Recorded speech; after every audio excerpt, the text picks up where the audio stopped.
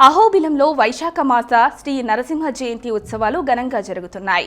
ఉత్సవాల్లో భాగంగా అహోబిలంలో ఉత్సవమూర్తి శ్రీ జ్వాలా నరసింహస్వామి, చెంచులక్ష్మి అమ్మవార్లను, యోగా నరసింహస్వామి వార్లను పల్లకిలో అలంకరించి ఆలయ మాడవీధుల్లో ఊరేగించారు. ఈ కార్యక్రమంలో విశేష సంఖ్యలో భక్తులు పాల్గొని శ్రీ స్వామివారిని తిలకించారు.